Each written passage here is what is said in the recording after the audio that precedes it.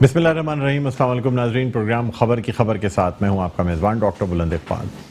नाज़रीन, आज सबसे पहले हम बात करना चाहेंगे ताजिरों के हवाले से। आज ताजिरों की एक वक्त की मुलाकात हुई है नासिर हुसैन शाह से, और इस मुलाकात में इस बात की यकीन दहानी कराई गई है कि होटलों में डाइन इन भी बहुत जल्दी शुरू कर दिया जाएगा। इसके अलावा जो FIRs ताजिरों पर दर्ज की गई थी उन्हें भी ख़त्म कर दिया जाएगा। साथ ही साथ ये भी यकीन दहानी कराई गई है कि बैंक्वेट हॉल्स में शादियों का सिलसिला भी दोबारा शुरू कर दिया जाएगा। अगर तो 25% के करीब छत खोल दी जाएगी बैंक्वेट हॉल्स की, तो फिर शादियों का सिलसिला भी दोबारा शुरू हो जाएगा। इसके साथ साथ ताजिरों का यह भी मुतालबा था कि हफ्तावार 2 छुट्टियों के बजाय अगर 1 छुट्टी कर दी जाए तो फिर कारोबार मजीद बेहतर होने के इम्कानात हैं और रश और ज़्यादा कम हो सकेगा। बहरहाल नाज़रीन, इन तमाम वालों से हम बात करेंगे। इस वक्त हमारे साथ मौजूद हैं ऑल सिटी ताजिर इत्तेहाद के सरबराह जनाब शर्जील गोपलानी साहब, जिन्हें हम खुश आमदीद कहना चाहेंगे। अस्सलाम वालेकुम शर्जील भाई। वालेकुम सलाम सर, खुश आमदीद कहते हैं। बहुत बहुत शुक्रिया डॉक्टर साहब जी, थैंक यू सर। माशाल्लाह रिलीफ मिलते जा रहे हैं, लेकिन ताजिरों के मुतालबात जो हैं वो बढ़ते ही जा रहे हैं। नहीं, मुतालबात नहीं बढ़ते जा रहे। देखें, जो कारोबार का तरीका है उसी हिसाब से हम कारोबार करना चाहते हैं। और पिछले 14 माह से जो हुकूमत के साथ हमारे राब्ते नहीं थे, उसकी वजह से थोड़े कुछ कन्फ्यूजन्स हो गई थी। और अल्हम्दुलिल्लाह अब पिछले हफ्ते जो हमारे राब्ते हुए हैं, स्पेशली नासिर हुसैन शाह साहब से, उसके बाद हमारे मसाइल जो है वो हल होना शुरू हो गए। जो मंडे को नोटिफिकेशन आना था वो उन्होंने संडे को ही इशू कर दिया, ताकि मंडे को कोई पैनिक नहीं रहे और ताजिर अपना कारोबार आराम से कर सकें। अब उसमें जो चीज़ें रह गई थी, हमारी जो डिमांड थी शुरू में, उसमें जो मेन चीज़ें रह गई थी, उनके लिए आज हमारी मुलाकात हुई है। और नासिर हुसैन शाह साहब ने हमें कमिटमेंट की है कि ये तमाम जो हमारी जायज़ मुतालबात हैं वो तमाम पूरे कराए जाएंगे। जिसमें जो मेन मसला है, तो आपको पता है कि लॉकडाउन के दौरान ताजिरों की जो FIRs कटी हैं, तो हम क्रिमिनल्स नहीं हैं, हम कारोबारी लोग हैं। अगर थोड़ी बहुत वायलेशन हुई है तो जुर्माने दे के उसको ख़त्म किया जा सकता था, लेकिन कुछ मामला पे पुलिस की वजह से, जो शहर में पुलिस गर्दी चल रही थी, उसकी वजह से जो है आपके ये हमारी FIRs हुई हैं। तो उन्होंने आज हमसे कमिटमेंट किया कि फौरी तौर पे इसके लिए वो CM साहब से बात करके इस मसले को ख़त्म करेंगे और तमाम FIRs वापस ले ली जाएंगी। साथ साथ उनसे जो हमारी बात हुई कि 11 तारीख को जो शादी हॉल्स खुलने जा रहे हैं, उसमें एक बड़ा जो मसला था वो ये था कि आउटडोर शादियों की जो इन्होंने इजाज़त दी है, वो उसका मकसद ये मतलब ये होता है कि टेंट जो है रोडों पे लगना शुरू हो जाएंगे। अगर रोडों पे टेंट लगना शुरू हुए और शादियां रोडों पे होना शुरू हुई, तो आपको पता है कि शहर का फिर क्या हाल है। कम से कम केटरिंग वालों का तो कारोबार खुल जाएगा ना? केटरिंग वालों का कारोबार बिल्कुल खुला हुआ है अभी भी, और रेस्टोरेंट्स वालों का खुल गया। अब बैंक्वेट हॉल्स रह गए हैं, जो कि लॉन्स भी चल पड़ेंगे, लेकिन ये कि अगर बैंक्वेट हॉल्स भी खोल दिए जाएं तो फिर आसानी हो। उन्होंने हमें यही कहा है कि बल्कि इंतजामिया को हमारे सामने इन्होंने बता दिया है कि इस तरीके से वो खोलेंगे और इनको जो है कारोबार करने दिया जाए। साथ साथ इंतजामिया को आज इन्होंने कॉल करके ये भी कहा है कि ताजिरों को तंग नहीं किया जाए, वो अपना कारोबार कर रहे हैं, इनको शहर में आराम से। अब आपकी शिकायत सिंध हुकूमत के साथ जो थी वो दूर हो गई है सर? तकरीबन हमारी शिकायत दूर हो गई है। और अब मेन जो मामला है उन्होंने हमें ये कहा है कि अभी टास्क फोर्स की जो मीटिंग होती है, उसमें इंशाल्लाह ये एक छुट्टी का मसला और रेस्टोरेंट के डाइन इन का मसला, वो भी इंशाल्लाह हल करा दिया जाएगा। अच्छा सर, आपसे मज़ीद गुफ्तगू करेंगे, लेकिन आज आपको नाज़रीन हम ये बताते चलें कि एक प्रेस कॉन्फ्रेंस की गई जो कराची के एक निजी हाउसिंग स्कीम में जो मुतासिरीन हैं उनके साथ अमीर जमात इस्लामी कराची जनाब हाफिज़ नईम साहब ने एक प्रेस कॉन्फ्रेंस की, और उसमें जो है ये बात की गई कि जो मुतासिरीन हैं उनका जो नुकसान है उसका अजाला किया जाए। साथ ही साथ जो सिक्योरिटी है उसको बेहतर बनाने की बात की गई है। जो नाखुशगवार वाक़या पेश आया था 2 रोज़ कबल, कराची की एक बड़ी निजी हाउसिंग स्कीम में एहतजाज का सिलसिला जारी था, जिसमें तोड़फोड़ की गई, पाकिस्तान मुखालिफ नारे भी लगाए गए। इसी वाले से हम बात करना चाहेंगे। इस वक्त हमारे साथ ऑन कॉल मौजूद हैं अमीर जमात इस्लामी कराची जनाब हाफिज़ नईमुर रहमान साहब। अस्सलाम वालेकुम सर, खुश आमदीद कहते हैं प्रोग्राम में। हाफिज़ साहब, मेरी आवाज़ सुन सकते हैं आप? जी जी, आपकी आवाज आ रही है साहब। हाफिज़ साहब, आज प्रेस कॉन्फ्रेंस की गई जो बहरिया टाउन या जो कराची की निजी हाउसिंग स्कीम है उसके मुतासरीन हैं, जो कि यानी एक इश्तियाल अंगेज एहतजाज की वजह से जिनको नुकसान उठाना पड़ा, क्या कहते हैं सर आप? हम देखें, हम आज गए थे, हमने वहाँ विजिट किया, और जो नुकसान लोगों का हुआ है, जो दहशतगर्दी वहाँ पर की गई है और नफरतें फैलाने की कोशिश की गई है, और ऐसा लगता है कि किसी सोची समझी साजिश के तहत कराची को, हैदराबाद को, पूरे सिंध को इस आग में जो है वो दोबारा धकेलने के लिए सारे अनासिर जो है सरगर्म अमल हो गए हैं। तो वो जो वहाँ पर लोगों को नुकसान हुआ, जाती जो लोगों के दफ्तर थे उनको तोड़ा गया, बहरिया टाउन का जो गेट वगैरह था उसको आग लगाई गई, और उन्हीं केमिकल्स के साथ कि जो 27 दिसंबर को इस्तेमाल हुए, जो कभी 9 अप्रैल को वकला को जलाने में इस्तेमाल हुए, कभी आशूरा के मौके पर बोल्टन मार्केट को जलाने में इस्तेमाल हुए, और 27 दिसंबर को बेनजीर की एसेसिनेशन के मौके पर जो पूरे कराची से लेकर ठट्टा तक वो पूरा शहर जल रहा था, तो वही तमाम चीजें इसमें भी इस्तेमाल हुई। ये हमने उसको देखा। फिर हमने देखा कि लोगों का इतना शदीद नुकसान हुआ। असल में बहरिया टाउन के जब मुतासरीन मारे मारे फिर रहे थे और जमीनों पे जब कब्जे हो रहे थे, जब ये प्रोजेक्ट बन रहा था, तो उस वक्त तो ये सारे साथ थे। उस वक्त तो कोई कौम परस्त सामने नहीं आता था, उस वक्त तो कोई MNA MP नहीं आता था। फिर सवाल ये है कि सिंध हुकूमत कहाँ है, और फिर इसके बाद ये है कि इस तरह से जलाना, पुलिस का अलग थलग रहना, रेंजर्स को इन्वॉल्व ना करना, ये सब एक ऐसा मामला है कि जिस पर बहुत सारे सवाल उठते हैं। हमने वहां पर ये वाज़ेह मौक़िफ़ रखा है कि एक तो ये कि किसी की मर्जी के बगैर किसी की जमीन पर कब्जा करना ना शरई तौर पर सही है, ना कानूनी तौर पर, ना आईनी तौर पर, ये तो नहीं किया जा सकता। लेकिन दहशतगर्दी करना और नफरतें फैलाना ये भी दुरुस्त नहीं है। तीसरी बात ये है कि जब लोग बहरिया टाउन के मुतासरीन, जिनको बहरिया टाउन की इंतजामिया जिनके साथ ज्यादती कर रही थी, उनको जगह नहीं दे रही थी, उनको पैसे रिफंड नहीं कर रहे थे, उनके चेक बाउंस हो रहे थे, उनको पोस्ट पोजीशन करवा रहे थे, 35% उनके लिए जो है वो जब उन्होंने चार्जेस लगा दिए थे, तो कोई भी ना MQM, ना पीपल्स पार्टी, ना नून लीग, ना PTI, किसी दफ्तर में किसी जगह पर भी इनको रिलीफ नहीं मिल रहा था लोगों को। ओवरसीज पाकिस्तानी इन्वॉल्व थे, वो कह रहे थे हमने PTI को वोट डाला है, वोट डालने के लिए चार्टर तैयारी कर करके लोग आए थे, तो वो हमारे प्लॉट तक बाजियाब नहीं कर सकते, क्या मजबूरी है इनकी। उस वक्त जमात इस्लामी ने इन सब लोगों का हाथ थामा था और उनके लिए जिद्दोजहद की, उनके मसले हल कराने की कोशिश की, और किसी हद तक वो मसले हल होना शुरू भी हो गए। बहुत सारी चीजें जो है वो रुक भी गई थी, ज्यादतियां। तो जमात इस्लामी ने तो उस वक्त बहरिया टाउन के इशू को टेकअप किया कि जब कोई पूछने वाला नहीं था। अब तो जब आग लगी है तो उस आग में आग लगाने वाले भी और उस आग को देखकर अपनी कढ़ाई गर्म करके पकोड़े तलने वाले भी पहुंच गए, और कराची को और हैदराबाद को फिर से वो उन जगहों पर फेंकना चाहते हैं कि जो आज से 35 साल पहले। तो हमने एक वाज़ेह तौर पर ये मैसेज दिया है कि नफरत, लिसानियत और तासुब की सियासत को मुर्दाबाद करना है हमने, और हम सब मिलकर जो सही लोग हैं वो इन नफरतों को भी मिटाएंगे और हक और इंसाफ की बुनियाद के ऊपर जिनके साथ ज्यादती हुई उनके साथ खड़े होंगे। और हम मुतालबा किया हमने वहां पर कि इजाला किया जाए इन तमाम, और हमने मुतालबा इंतजामिया से किया है बहरिया टाउन की कि बहरिया टाउन कंसेशन दे, इसलिए कि आपने कहा कि सबसे सिक्योर जगह है जहां पर आप लोग आए और इन्वेस्टमेंट करें और कारोबार करें, और आपने कहा कि लोग यहाँ पर आकर रिहाइश इख्तियार करें। और दूसरा, सिंध हुकूमत कहाँ है? सिंध हुकूमत जो हर चीज के अंदर शामिल होती है, हर बड़े कारोबार में, जमीनों पे कब्जे में, सोसाइटियों के क़याम में, सब करप्शन का धंधा चल रहा है। सेक्रेटेरिएट में जाएं तो आपको पूरा करप्ट एक धंधा मिलेगा आपको। लेकिन इस मौके ऊपर जिनके पास पुलिस है, जिनके पास रेंजर्स है, जिनके पास इख्तियार है, वो अगर दहशतगर्दों के हवाले लोगों को कर देंगे और आम इंसानों के इमलाक को नुकसान पहुंचेगा, तो जाहिर सी बात है सिंध हुकूमत की जिम्मेदारी है। तो ये वो मौके से हमने वहां पर पेश किया है। हाफिज साहब, जब माजी में आपने एहतजाज भी किया, मुज़ाकरात भी हुए, ये मैं बात कर रहा हूँ मुतासरीन के हवाले से जिनकी के रकूम रोक ली गई थी, ना ये ज़मीनें नक्शे पे मौजूद हैं, ना ऑन ग्राउंड मौजूद हैं, पैसे ले लिए गए हैं, वापस करने की बात आती है 60% पैसे वापस देने की बात की जाती है, या कहा जाता है कि जी नए नक्शे में दे देंगे, जो नक्शा अभी जो ज़मीन अभी इस वक्त मौजूद ही नहीं है। सर, ये तमाम चीजों में रिलीफ किसी को कोई खास मिला नहीं, अगर मैं साफ बात करूं तो।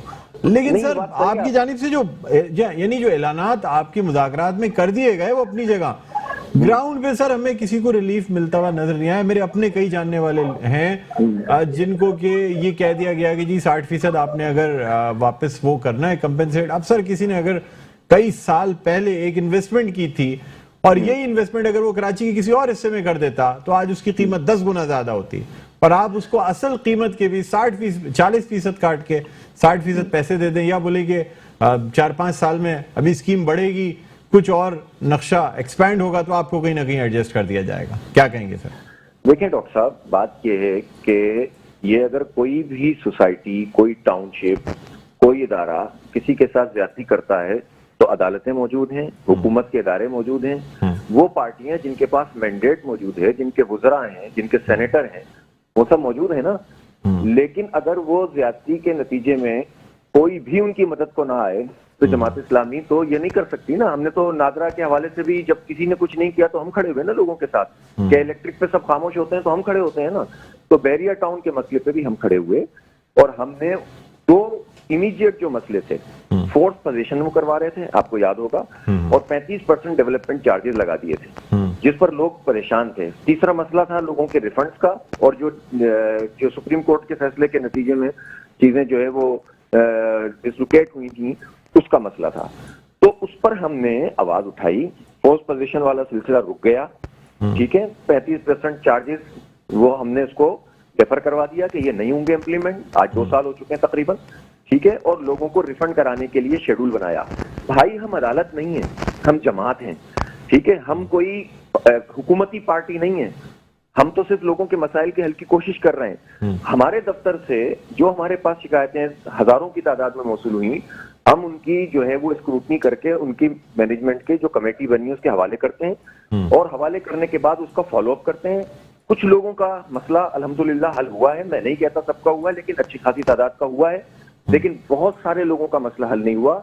आज हम जब बहरिया टाउन गए हैं तो हमने वहां पर बहरिया टाउन की इंतजामिया से ये बात बहुत वाज़ेह तौर पर कही है कि आप अगर लोगों के मसाइल हल नहीं करेंगे तो आप इसी तरह से मुश्किल में रहेंगे, और अगर जो कुछ ये हो चुका है इसमें तो फौरी तौर पर आपको चाहिए। हाफिज साहब, लेकिन एक बड़ी खामोशी रही है सर बीच में आपकी पार्टी की जानिब से। मैंने जब आप प्रोग्राम में तशरीफ लाए थे कोई 8-9 महीना पहले, उस वक्त भी मेरी आपसे बात हुई थी। आपने कहा कि आपकी बात हुई भी है, वो मुल्क से बाहर है, वापस आएंगे तो तमाम मसला हल हो जाएगा 1 महीने के अंदर। भाई तो मैं क्या करूँ, बंदूक लेके जाऊँ, आग लगा दूं वहां पर? अच्छा सर, मुझे ये बात कर सकता हूँ ना। आप या तो ये कहें ना कि भाई हाफिज साहब आपका भी 2-4 प्लॉट बन गए तो है ना, तो ये तो आप जाहिर है पता नहीं सर, मैं तो नहीं कह रहा हूँ, लेकिन लोग कहते हैं कि कोई ना कोई डील हो गई थी जमात इस्लामी की, जिसकी वजह से खामोशी इख्तियार हो गई। देखिए, जमात इस्लामी के साथ डील वाली बात जो है ना, हाँ। वो कोई ज्यादा ही दिल जला कर सकता है, वरना अल्हम्दुलिल्लाह अल्लाह ताला। कराची में तो बहुत से लोग आपसे, बहुत सी पार्टियां भी हैं और बहुत से लोग भी हैं लेकिन जो आपके खिलाफ बात कर सकते हैं। देखें, जो हमारे खिलाफ बहुत बात करते हैं ना, वो भी नेमतुल्लाह खान साहब के जमाने की तारीफ करते हैं ना कि एक पाई की भी खयानत नहीं हुई। हाँ। वही लोग करते हैं ना, वही मुस्तफा कमाल, वही फारूक सत्तार, वही इशरतुल इबाद, जिनसे हमारे शदीद इख्तलाफात हैं और जिन्होंने बहुत कुछ किया, लेकिन हमारी कैरेक्टर पे तो कभी आज तक किसी ने कोई वो नहीं किया ना। तो ये तो खैर जमात इस्लामी के लिए, अगर ऐसा होता तो ये जो मुतासिरीन हैं ये सब मिलकर हम पर एतमाद करते क्यों, जबकि हमने बार बार उनसे कहा कि भाई हमारा ये काम नहीं है। लेकिन उन्होंने कहा नहीं, क्योंकि और कोई जगह ही नहीं है, ना एमक्यूएम हमारे लिए कुछ कर रही है, ना पीपल्स पार्टी कुछ कर रही है, ना पीटीआई कुछ कर रही है, ना अदालत से मेरी रीट मिल रहा है। तो हमने कहा भाई आप खुद तय करें। उन्होंने कहा नहीं, हमें जमात इस्लामी पर एतबार है। सर, अब बहाली कब तक हो जाएगी और आइंदा कोई ऐसा वाकया ना पेश आए, इसकी क्या जमानत दी जा रही है? हुकूमत का काम है ना, ऐसा वाकया तो पेश आना ही नहीं चाहिए। हुआ कैसे? पहला सवाल तो यह है कि लॉ एनफोर्सिंग एजेंसीज की मौजूदगी में ऐसा कैसे हुआ। ये काम अब हसास इदारों का भी है कि इसकी तहकीकात करें। वहां पाकिस्तान के खिलाफ नारे लगे हैं, वहां पर जो है वो तकसीम करने की बात की गई है, और फिर उसके रद्द-ए-अमल में भी लोगों ने जो है वो उसी तरह की हवा चलाने की कोशिश की है। तो 35 साल से जिस आग में हम जलते रहे, अब कराची के लोग इस तरह नहीं चलेंगे, हैदराबाद और सक्खर के लोग इस तरह नहीं चलेंगे। हम सबको ऐसे तमाम अनासिर से मुस्तरद करके जेन्युइन बुनियादों के ऊपर खड़ा होना पड़ेगा, यानी ताकि नफरत परवान न चढ़े। सिंध में सर कौमियत की बात, मतलब पूरी कौम को मुरीद इल्जाम ना ठहराया जाए, जो लोग हैं उनके खिलाफ कार्रवाई होनी चाहिए, आप ये कहना चाह रहे हैं? बिल्कुल बिल्कुल। देखें कैसे आप करेंगे। अब मसलन आज हम गए बहरिया टाउन, आपके ख्याल में वहां पर क्या उर्दू स्पीकिंग लोग हैं? तमाम कौमियतों के लोग रहते हैं सर। लोग हैं, सिंधी भी हैं, पठान भी हैं, बलोच भी हैं, पंजाबी भी हैं, महाजिर भी हैं, बिल्कुल सब हैं, सब रहना चाहते हैं, सब चाहते हैं कि यहाँ पर जो है वो सिलसिला ये दहशतगर्दी ना हो। तो इसलिए ये तो रंग बनाया ही इसलिए जाता है ताकि एक तासुब की आग जलाई जाए और उससे फायदा उठाया जाए, और ये फायदा लोग उठाते रहे पिछले 35-40 साल। और महाजिरों के नाम पर जिन्होंने काम किया, उन्होंने महाजिरों का बेड़ा गर्क किया, और सिंधियों के नाम पर जिन्होंने सियासत की, उन्होंने सिंधियों का बेड़ा गर्क किया। दोनों का बेड़ा गर्क हो गया, हमारा सूबा सबसे पीछे रह गया। और हम इन्हीं चक्करों में हर इंतखाब के मौके पर इस तरह की चीजें उठ जाएं, और फिर बेवकूफ बने लोग, और महाजिर बने, और सिंधी बने, और हम पर राज कौन करे, पीपल्स पार्टी या एमक्यूएम, और हम सब का बेड़ा गर्क हो। ये है कहानी। ठीक नहीं ना, ये कहानी नहीं दोहरानी चाहिए। अब लोगों को शऊर हासिल हो गया, इंशाल्लाह ये कहानी नहीं दोहराई जाएगी। ठीक है, बहुत शुक्रिया हाफिज नईम साहब, आपने हमारे प्रोग्राम के लिए वक्त निकाला। नाजरीन, रहनुमा जमात इस्लामी, अमीर जमात इस्लामी कराची हाफिज नईम साहब हमारे साथ प्रोग्राम में ऑनलाइन मौजूद थे। एक वक्फे के बाद दोबारा आपकी खिदमत में हाजिर होते हैं, कहीं ना जाइएगा, देखते रहिए प्रोग्राम खबर की खबर। नाजरीन, वेलकम बैक। एक दो बार आपको खुशामदीद कहते हैं प्रोग्राम में खबर की खबर। मैं हूं आपका मेज़बान डॉक्टर बुलंद इकबाल। नाजरीन, अब हम कुछ बात बजट के हवाले से भी करना चाहेंगे। बजट की तैयारियां चल रही हैं, हर शख्स ये सोच रहा है कि अवाम दोस्त बजट शायद पेश कर दिया जाए जिसकी वजह से इस कोविड और मुआशी हालात में अवाम को कुछ ना कुछ रिलीफ मिल सके। ताजिर बिरादरी जो है उसका भी ये ख्याल है कि अगर इस बजट में रिलीफ दे दिया जाता है तो ताजिरों को फिर से अपने कारोबार को बेहतर करने का मौका मिल जाएगा। ना सिर्फ टैक्सेस में रिलीफ दिया जाए बल्कि जो पॉलिसीज़ हैं, जो बिज़नेस के हवाले से पॉलिसीज़ हैं उनको आसान कर दिया जाए। इस वक्त पूरी दुनिया में बिज़नेस पॉलिसीज़ को आसान किया जा रहा है। कर्ज़ों पर जो शरह सूद है उसे पूरी दुनिया में कम किया जा रहा है। टैक्सेस की शरह कम की जा रही है ताकि लोग इस कोविड की सूरत हाल से बाहर निकल सकें। हमारे साथ मौजूद हैं ऑल सिटी ताजिर इत्तेहाद के सरबराह जनाब शर्जील गोपलानी साहब। शर्जील साहब, क्या सजेशंस हैं, क्या रिलीफ चाहते हैं आप हुकूमत से कि बजट में दिए जाएं जिसकी वजह से ताजिरों को थोड़ा सा रिकवर होने का मौका मिल जाएगा? देखिए, सबसे मेन जो चीज़ है वो इस वक्त सेल टैक्स है। एकदम सेल टैक्स, फिर ऊपर एडिशनल सेल टैक्स। और एडिशनल सेल टैक्स के बाद जब आप इनवाइस काटते हैं तो फिर 3% एक्स्ट्रा, जो कि आपका जो नॉन रजिस्टर्ड कंपनीज है उनके लिए। पूरी दुनिया में ये कहीं भी नहीं है कि रजिस्टर्ड और non registered. Sale tax mean sale tax जितने खरीदते हैं वो सेल टैक्स पे करेगा और ले जाएगा। और फिर एडिशनल भी कहीं नहीं होता ये पाकिस्तान में। तो हमने गवर्नमेंट को सजेशन ये दी है कि फर्दर सेल टैक्स खत्म कर दें, एडिशनल सेल टैक्स खत्म कर दें, और इसके बाद जो आपका डबल डिजिट का जो सेल टैक्स 17% है उसको आप सिंगल डिजिट पे ले आएँ। तो उससे फ़ायदा ये होगा कि आप पिछले 20 साल में इतनी मेहनत करने के बाद 40-42 हज़ार सेल टैक्स पेयर तक आप पहुँच चुके हैं। अगर आप इसको सिंगल डिजिट पे ले आएंगे तो एक तो आपके पास वॉल्यूम बढ़ जाएगा, नंबर ऑफ जो है कंज्यूमर्स बढ़ जाएंगे। साथ साथ हमें जो प्रॉब्लम आ रहा है वो ये आ रहा है कि हम इन्वाइसेस जो है, इम्पोर्टर्स जो है या होलसेलर जो है या मैन्युफैक्चरर से जो माल खरीद रहा है तो वो उसको इन्वाइस ले लेता है, लेकिन रिटेलर जो है वो इन्वाइस नहीं लेता। वो विदाउट इन्वाइस माल बाइंग कर रहा है और उसकी जो शर्त लगा दी गई है एनआईसी की। जब एनआईसी हमें मिलता ही नहीं है तो उसको हम किस तरीके से एनआईसी पे कहीं, वैसे आपको सच्ची बात बता दूं, कहीं ऐसा अमल दरामद हो नहीं रहा है। मतलब 1% आप कहीं पे भी 1% से भी कम शायद एनआईसी पे अमल दरामद हो रहा हो। आज तक जब से एनआईसी की शर्त लगाई गई है मैंने तो आज तक किसी दुकान पे अपने एनआईसी की कॉपी नहीं दी या कोई चीज़ नहीं रखवाई।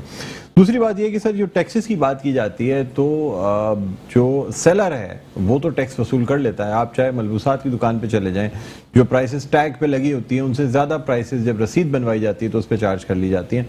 लेकिन वो सेल्स टैक्स क्या गवर्नमेंट तक पहुंच पाता है या जो सेलर है वो अपना मुनाफा समझ के उस सेल्स टैक्स को भी रख लेता है? नहीं, सेल टैक्स का तो मैकेनिज्म ऐसा है कि जो चार्ज होता है वो तो गवर्नमेंट के अकाउंट में जाते हैं। सर, गवर्नमेंट के सिस्टम से आप लोगों के कंप्यूटर तो कनेक्टेड नहीं होते ना।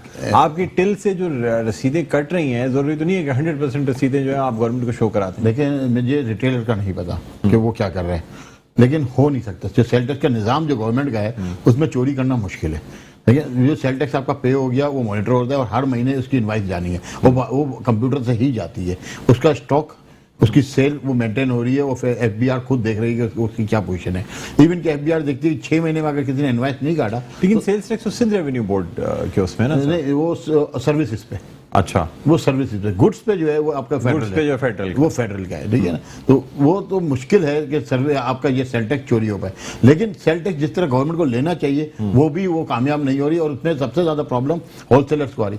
रिटेलर्स को अलाउ है कि 1 लाख का इनवाइस सेल टैक्स का वो काट सकता है विदाउट एनआईसी, लेकिन होलसेलर नहीं काट सकता। तो उसकी वजह से पूरा एडवांटेज रिटेलर को तो मिल रहा है। यही एडवांटेज अगर वो होलसेलर्स को दे दें तो गवर्नमेंट के लिए भी अच्छा होगा और होलसेलर्स के लिए भी अच्छा होगा, तो कारोबार करने में आसानी हो जाएगी। अच्छा, और मैं आपको बताऊं, इस वक्त आप कोविड के बाद पूरी दुनिया के जो बिजनेस की डायनामिक चेंज हो चुकी हैं। इस वक्त पाकिस्तान को भी आप देखेंगे इतने जो है बल्क में ऑर्डर्स आए हुए हैं, चावल राइस के भी आ रहे हैं। इस वक्त जो आपका जो गारमेंट्स के बहुत ऑर्डर्स आए हैं, बहुत से ऑर्डर्स 50% एडवांस पेमेंट लेकर हम एक्सपोर्ट कर रहे हैं।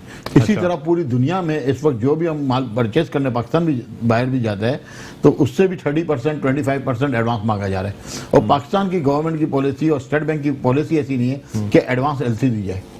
वो 100% साइड एलसी, डीपी, डीए, यूजांस यकीनन दूसरे जरा इस्तेमाल करते हैं, दूसरे जरा इस्तेमाल करते हैं। उससे फिर एफबीआर और ये एफआई और ये तमाम फिर ये चीजें इन्वॉल्व होती हैं। और जो आपका बिजनेसमैन है वो एक अजीब मुसीबत है। प्राइस बॉन्ड को जो खत्म करना है आपके ख्याल में सही है? ताजिर बिरादरी क्या कहती है इस पर? देखिए, प्राइस बॉन्ड खत्म करना तो बहुत अच्छा है ताकि ये पैसा अगर पाकिस्तान में ही रहे, क्योंकि अगर ये पैसा कहीं और निकल गया फिर आप क्या करेंगे? प्राइस बॉन्ड में बहुत से लोग ऐसे हैं जो कि मार्केट में इन्वेस्टर्स होते हैं। अच्छा, इन्वेस्टर्स होते हैं। अब आपको एक बार हाउसिंग सोसाइटी का आपके सामने केस हुआ है अभी, इसमें बहुत से इन्वेस्टर होंगे। तो वो प्राइस बॉन्ड का पैसा कैश करके उस जगह के, अब वहां उनका पैसा डूब गया, तो कम से कम गवर्नमेंट को जो वो पैसा देते हैं वो तो सिक्योर रहता है, चाहे प्राइस बॉन्ड की शक्ल में हो या डिफेंस सेविंग तो सर्टिफिकेट। प्राइस बॉन्ड पे तो और भी बहुत से कारोबार किया था, पर्ची का कारोबार है, दूसरी चीजें हैं, और देखिए वो पर्ची का कारोबार तो बड़ा यही है। कारोबार, एक बहुत बड़ा कारोबार मैं समझता हूँ कि आपके जो स्टेट बैंक के करीब बोल्टन मार्केट और यहाँ बहुत बड़ा कारोबार हुआ करता वहाँ पे मार्केट्स बनी हुई है और वो कारोबार का डायनेमिक और है, इसके ऊपर मैं डिस्कस नहीं करूंगा, लेकिन गवर्नमेंट को इस तरीके से प्राइस बॉन्ड्स खत्म नहीं करने चाहिए थे जिस तरीके से गवर्नमेंट खत्म कुछ ना करने कुछ जा- आम लोगों की बचत के लिए कुछ रखना चाहिए था, ताकि गवर्नमेंट के सिक्योर्ड स्कीम्स या इन चीजों में पैसे लगाए जा बहुत सकें। से जो रिटायर्ड पेंशनर्स होते हैं वो उसमें इन्वेस्टमेंट करते हैं, बेवाएं हैं उनके पैसे होते हैं, यतीम बच्चों के पैसे लोग लोग लेके अपनी रख लेते किस्मत हैं। आजमाते हैं कि शायद कोई अगर इनाम निकल आए तो किस्मत बदल जाए। शैल साहब आपसे मजीद गुफ्तगू करेंगे, लेकिन इस वक्त हम बात करना चाहेंगे, हमारे साथ ऑनलाइन मौजूद हैं रहनुमा पाक सरजमीन पार्टी जनाब शब्बीर कायम खानी साहब। अस्सलाम वालेकुम शब्बीर भाई, खुशामदीद कहते हैं प्रोग्राम में। जी जी थैंक यू। क्या हाल है सर, खैरियत से? सर शब्बीर भाई, आज एक प्रेस कॉन्फ्रेंस भी की गई है ट्रेन हादसे के हवाले से, और आपसे जानना चाहेंगे कि एक तो बहुत ही अफसोसनाक हादसा जो कल पेश आया, बड़ी कीमती जानों का ज़िया हुआ, क्या कहना चाहेंगे सर? देखिए जी, क्या कहेंगे, हमें तो अफसोस ही कर सकते हैं। ये जो कीमती जाने जाए हुई, जो लोग शहीद हुए तकरीबन कोई 55-60 के करीब लोग, और ये कोई नई बात नहीं है। आए दिन आप देखेंगे ये ट्रेन हादसा होते रहते हैं। बदकिस्मती हमारी पाकिस्तान को बने हुए कोई आज 70 साल से ज्यादा का अरसा हो गया। 70 साल के अरसे में हम जो अंग्रेज लाइन बिछाकर चले गए थे, लाइनें बस उसी पे ट्रेनें दौड़ रही हैं। हमने कुछ भी नहीं किया। इस बात का बड़ा अफसोस है कि ना देखो, जो भी हुकूमतें आती हैं वो दावे तो जरूर करती है, लेकिन ना अब तक हम रेलवे ट्रैक सही कर सके, ना अब तक हम कोई सिग्नल कंप्यूटराइज कर सके। वही पुराना निजाम घिसा पिटा चल रहा है, जिसकी वजह से आए दिन इस किस्म के हादसा रुनुमा होते हैं और लोग बेचारे बेगुनाह मारे जाते हैं। अच्छा शब्बीर भाई, ये जो ये एक अलमिया है ना, ये तो हुकूमत वक्त की जिम्मेदारी है कि वो बजाय बातचीत करने की, बजाय बातें करने के, प्रेशर करने के, वो अपनी इकदाम करे। अब ये कितने अफसोस की बात है कि आज फरदौस आशिक अवान जो मिनिस्टर हैं, वो कह रही है कि अल्लाह का शुक्र है ये साल का पहला हादसा है। तो क्या मतलब, ये नहीं आप क्या ये चाहते हैं कि रोजाना हादसे हो? और 2020 के अंदर आपको पता है 2020 में कितने हादसा हुए हैं? बिल्कुल शेख रशीद के वक्त के अंदर कितने हादसा हुए हैं, कितने इनकी गफलत की वजह से, इनकी नाअहली की वजह से।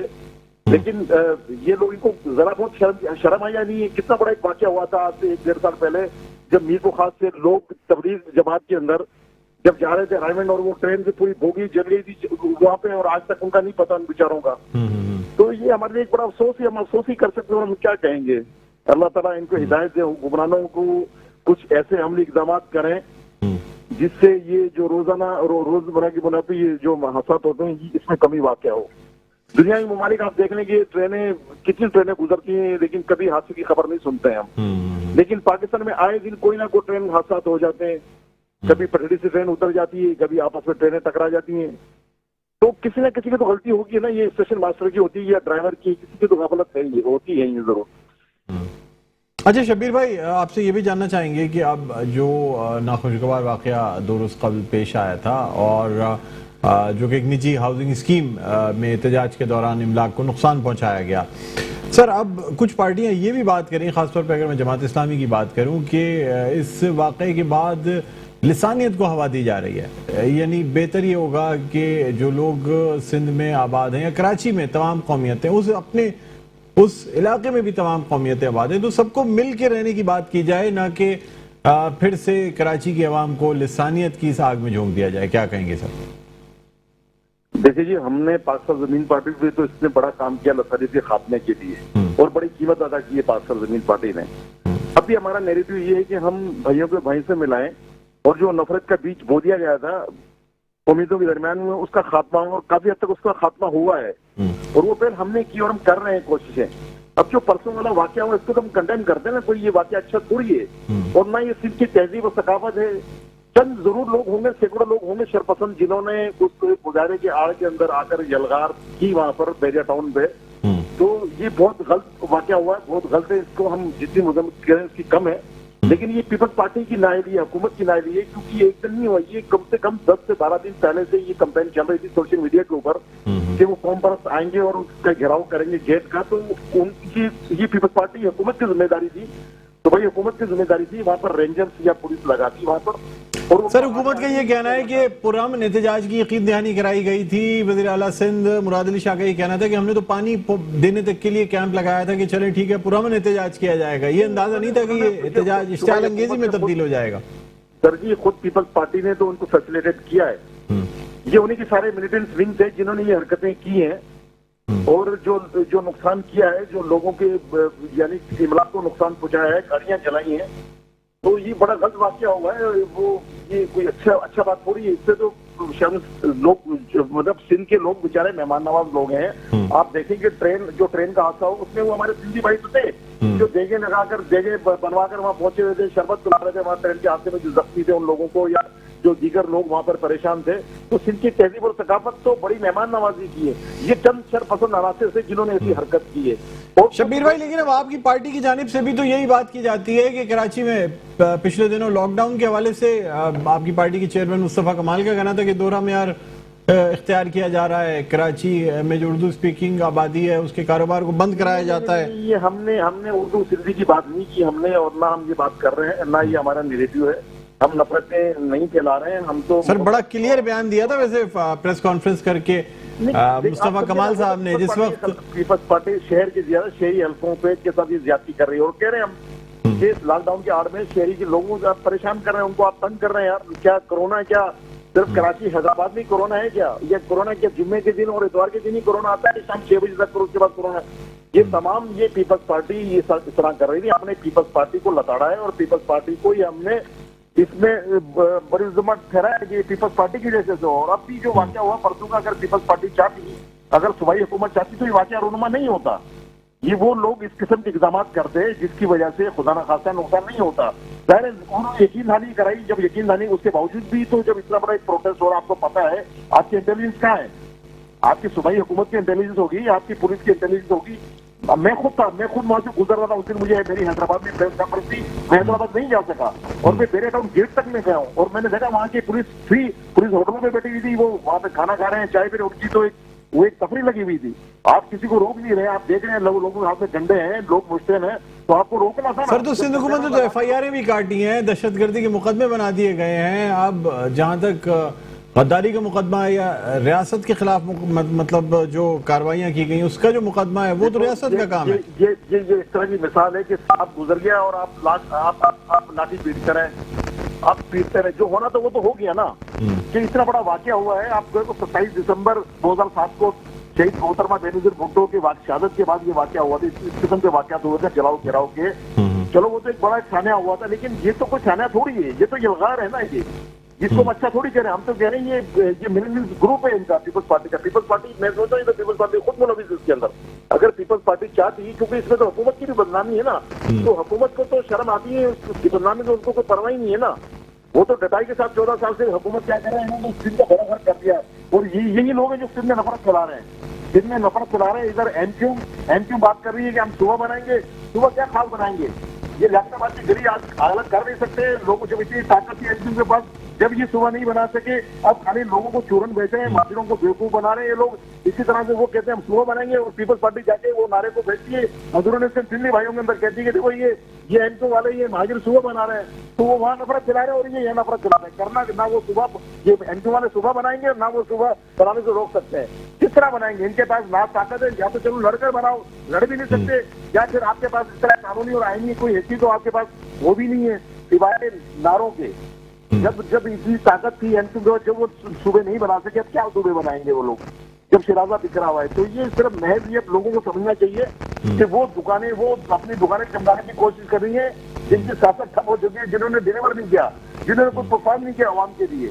अब मुस्तफा कमाल और पाकिस्तान जमीन पार्टी अगर नफरतें खत्म कर रही है, कोई खलीज को खत्म कर रही है, शहरी और दही को, तो अब इनका भी काम है कि भी खाली हाथ बढ़ाए ना। हम थोड़ी हम क्या करें, जितना हमसे हो सकता हम कर ही रहे हैं, मुस्तफा कमाल कर ही रहे हैं। लेकिन अब ये इस किस्म के बीज बोने की कोशिश कर रहे हैं। इनको जाहिर वोट चाहिए इलेक्शन के अंदर, और ये गुज़श्ता कई दहाइयों से ये खेल चल रहा है ना। ये एक दूसरे को बॉल देते हैं और एक दूसरे से इस तरह के लोग करते हैं। लेकिन अब जाहिर लोग समझ के, जिसके अवाम बाशऊर है, चाहे वो हिंदी बोलने वाले हो, चाहे उर्दू बोलने वाले हो, या दीगर जुबान बोलने वाले हो, चाहे वो सिंध के देही इलाके में रहता हो या शहरी इलाके में रहता हो, अब इनकी जो नापाक जो अजाइमें हैं, जो इनकी साजिशें, उनको वो खाते हुए लाएंगे। ठीक है, बहुत शुक्रिया शब्बीर भाई, आपने प्रोग्राम के लिए वक्त निकाला। नाज़रीन, रहनुमा पाक से ज़मीन पार्टी शब्बीर कायम खानी हमारे साथ ऑनलाइन मौजूद थे। एक वक्फे के बाद दोबारा आपकी खिदमत में हाजिर होते हैं, कहीं ना जाइएगा, देखते रहिए खबर की खबर। नाज़रीन, वेलकम बैक। एक दफ़ा फिर आपको खुशामदीद कहते हैं प्रोग्राम है खबर की खबर। मैं हूं आपका मेज़बान डॉक्टर बुलंद इकबाल। नाज़रीन, कुछ बात अब करना चाहेंगे PSL के हवाले से, जिसके मैचेस कल से दोबारा शुरू हो रहे हैं। अबू धाबी में ये मैचेस खेले जा रहे हैं। वीकेंड्स पे दो मैचेस हैं और पाकिस्तानी टाइम के मुताबिक रात गए तक ये मैचेस चलेंगे। क्या तैयारियां हैं, टीम्स की क्या पोजीशन है, ये तमाम अहवाल जानेंगे। इस वक्त हमारे साथ ऑनलाइन मौजूद हैं सीनियर स्पोर्ट्स एंकर जनाब नसीम राजपूत साहब। अस्सलाम वालेकुम नसीम भाई, खुशामदीद कहते हैं प्रोग्राम में। वालेकुम सलाम बुलंद भाई। जी सर, क्या पोजीशन है, क्या तैयारियां हैं? आप बड़ी गहरी नजर रखते हैं और खासतौर पे PSL के हवाले से क्या कहते हैं, क्या उम्मीदें हैं? डॉक्टर साहब, अल्लाह अल्लाह करके कल मैचेस का आगाज होने जा रहा है। अल्लाह करे कि कल भी शेड्यूल के मुताबिक हो जाए, क्योंकि पिछले 20 दिन से हम जो खबरें सुन रहे हैं, एक दिन पता चलता है PSL हो रही है, अगले दिन पता चलता है PSL नहीं हो रही है, फिर पता चलता है PSL हो रही है। अल्लाह का शुक्र है, अल्लाह करे कि कल पाकिस्तानी वक्त के मुताबिक शाम 6 बजे कलंदर अपना मैच जो उनका रह गया था इस्लामाबाद यूनाइटेड से, वो खेल लें। देखिए, जिस तरीके की मिसमैनेजमेंट देखने को मिली है, उस लिहाज से बहुत सारी चीजें जो है वो मुश्किलात से दो चार होती हुई दिखाई नहीं। कभी खबर आ रही होती है कि इंडिया का क्रू नहीं पहुंच पा रहा, उनका चार्टर्ड फ्लाइट नहीं आ रहा, फिर वो कमर्शियल फ्लाइट से आ रहे हैं, मुख्तलिफ फ्लाइट से वो पहुंच रहे हैं। कभी साउथ अफ्रीका से खबर आ रही है। ठीक है, डिफिकल्ट होगा, लेकिन हमने अपने लिए डिफिकल्ट खुद बना लिया। हमें अबू धाबी जाने की कोई जरूरत भी नहीं थी। जब अगर कोविड-19 के केसेस देखें तो फिर हम कराची हमारे लिए बेहतरीन वेन्यू था। ना उस तरह की गर्मी कराची में जिस तरीके की वहां पर है। मेरी प्लेयर से बात हुई, वो कहते हैं कि नसीम भाई अल्लाह रहम करे, जिस तरीके की सूरत हाल जो है वो यहाँ गर्मी की दिखाई देती है। एक दिन में फिर आपने डबल हेडर्स भी रख दिए, दो मैचेस हो रहे होंगे, कंटिन्यूएशन के अंदर मैचेस हैं। देखिए डॉक्टर साहब, पाकिस्तान ने इस साल कई इंपॉर्टेंट सीरीज खेलनी है, जिसमें वर्ल्ड T20 भी शामिल है, और हम इमारात से ही समझने के रवाना हो जाएंगे। जो खिलाड़ी आएंगे वो लाहौर के खिलाड़ियों को पिक करेंगे, वो बाहर नहीं निकलेंगे, वहीं से जहाज लेके चला जाएगा इंग्लैंड। देन हमने वेस्ट इंडीज जाना है। इस गर्मी के अंदर जो बाकी इंटरनेशनल प्लेयर्स आके पाकिस्तान सुपर लीग में पार्टिसिपेट कर रहे हैं, वो अपनी नेशनल टीम को रिप्रेजेंट नहीं करते। उनमें 2-3 ही है जो नेशनल टीम को रिप्रेजेंट करते हैं, बाकी तो सारे हमारे खेल रहे हैं। अल्लाह ना करे हमारे यहाँ कोई इंजरी हो जाए। देखिए, हमारा ब्रांड है, बचाने के लिए एफर्ट किए, सब चीजें समझ गए, लेकिन अबू धाबी की गर्मी को भी मद्देनजर रखना चाहिए था। बहुत सारे प्रेशर थे, ठीक है, स्पॉन्सर्स के प्रेशर थे, बहुत सारे इंडोर्समेंट के प्रेशर थे, सब अपनी जगह पर मौजूद है।